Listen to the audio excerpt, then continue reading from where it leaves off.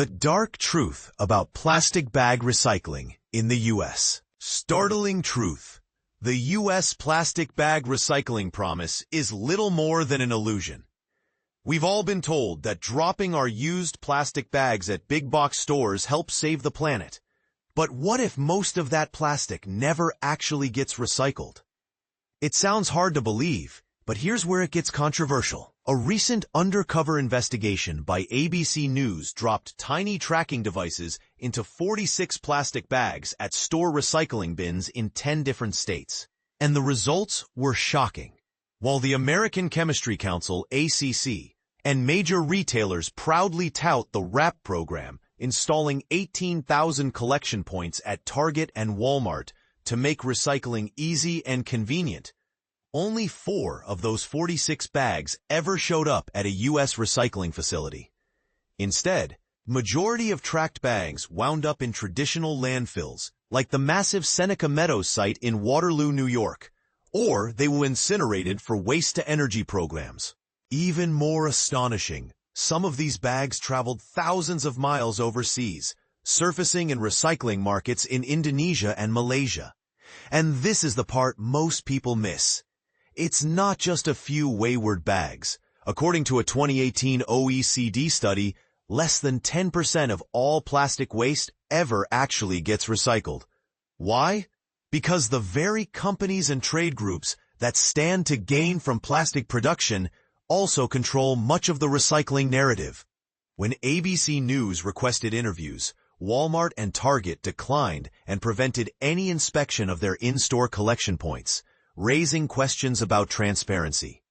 No responsible waste company in the United States, no responsible local government should be exporting plastic waste to other countries, warns Judith Enck, president of Beyond Plastics and former regional administrator at the EPA.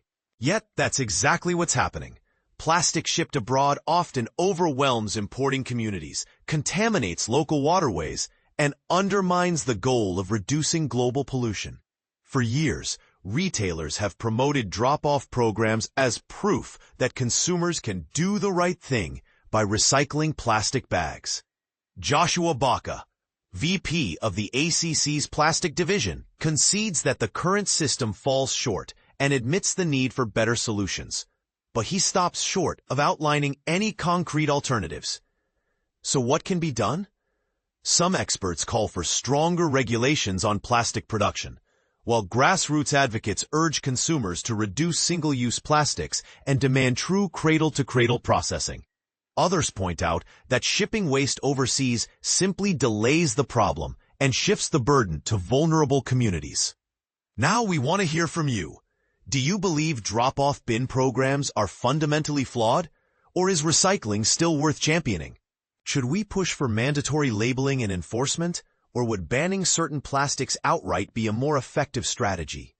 Share your thoughts and your disagreements in the comments below. Big Oil's plastic recycling lies. The truth behind advanced recycling exposed. Imagine a world where the big players, those with the most to gain, continue to sell us on solutions they know are flawed, all while denying the truth. That's exactly what's happening with the plastics industry and Big Oil. They've been heavily invested in portraying plastic recycling as a silver bullet for the mounting waste crisis, despite decades of evidence showing otherwise. It's a classic case of misleading the public, and we're only now beginning to see the extent of the deception. Since I've been alive, the story has remained remarkably consistent. Recycling is the key to solving plastic pollution. Yet reality paints a starkly different picture. In the U.S., the recycled plastic rate has stubbornly hovered around just 5 to 6% for years, an almost embarrassingly low figure considering the billions of pounds of plastic produced annually. As environmental advocates and concerned citizens demand decisive action, the plastics industry doubles down, introducing the idea of advanced recycling, trying to rebrand the same old broken concept. Last year, California's Attorney General Rob Bonta took a stand that many see as groundbreaking. He filed a lawsuit against ExxonMobil for misleading the public about plastic recyclability. An unprecedented move aimed at holding a major polluter accountable. The core of his case? Exxon knew for years that large-scale plastic recycling was just not feasible, but promoted it anyway as a way to keep profits flowing, even when it was clear that the technology wasn't living up to the hype. Now Exxon is applying the same tactic with advanced recycling, which is a new term for chemical processes that break plastics down into their chemical building blocks using heat, pressure, or chemicals. These methods have been explored since the 1970s, but have continuously fallen short of expectations. Bonta argues, and evidence supports, that Exxon is merely giving these tired, ineffective methods a shiny new name in an effort to reassure the public while plastic production skyrockets. Supporting this view is a revealing investigative report by the Center for Climate Integrity. It uncovers that, despite the industry's aggressive marketing of advanced recycling as a fix-all, insiders in the field are openly skeptical. A consultant in the industry bluntly states that the technology has seen few successes and a ton of failures. Take Exxon's plant in Baytown, Texas, for example. It vows to process 1 billion pounds of plastic annually by 2026. Yet by early 2025, it had only processed about 70 million pounds, just 7% of its target after 3 years. And here's the controversial part. Even if these facilities manage to operate as promised, their capacity to handle plastic waste is minuscule compared to the monumental scale of the problem. The U.S. generates over 35 million tons of plastic waste each year, which is roughly 1,000 times the output of Exxon's Texas plant in those 3 years. Data from 2023 shows that even if every chemical recycling plant in the country ran at full throttle, they would only be able to manage around 1.3% of the nation's plastic waste, a drop in the ocean. This stark reality leaves little room for doubt. Advanced recycling is not a genuine solution for the plastic waste crisis. Yet the industry continues to push it, not because it's effective, but because it allows them to sustain plastic production levels. It's a calculated strategy to convince us that hope exists, when in truth, the solution isn't in rebranding failure, but in facing the real issue. That's why California's lawsuit against Exxon is so vital. It serves as a wake-up call, exposing the deception and demanding accountability. If big oil and the plastics industry are allowed to perpetuate these false promises, we risk pushing the crisis further into the future, all while the environment and the health of future generations bears the consequences. The question is, how many more years will we accept these smokescreens before demanding concrete action? And should other officials follow California's lead in holding these corporations accountable? Share your thoughts. This battle over truth and transparency isn't over yet. Sustainable plastic waste management. Innovations across scales. Imagine a world where every breath you take carries a hidden threat. Microplastics embedded in the air, water, and even your own body. This isn't science fiction. It's the reality we're hurtling toward as plastic waste spirals out of control. But here's where it gets controversial. While recycling is often touted as the ultimate fix, the truth is far more complicated. The real challenge lies not just in managing waste, but in reimagining how we design, produce, and dispose of plastics from the ground up. And this is the part most people miss. The solutions we need today require a systems-level revolution, blending science, policy, and innovation in ways we're only beginning to grasp. Plastic waste isn't just a growing problem. It's an accelerating crisis. Decades of awareness campaigns haven't slowed the tide of discarded plastics.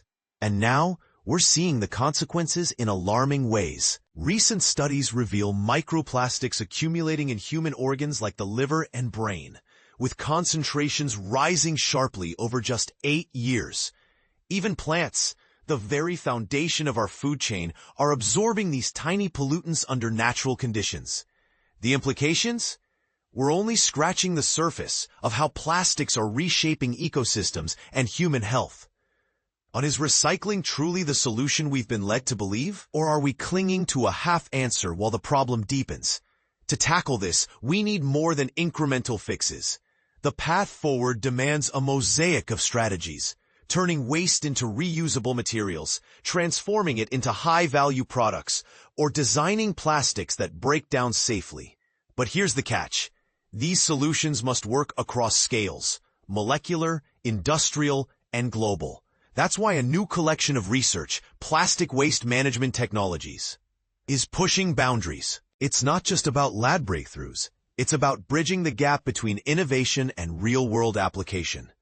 The collection zeroes in on two critical angles: scaling solutions across different levels and evaluating their true impact in complex, real-world systems.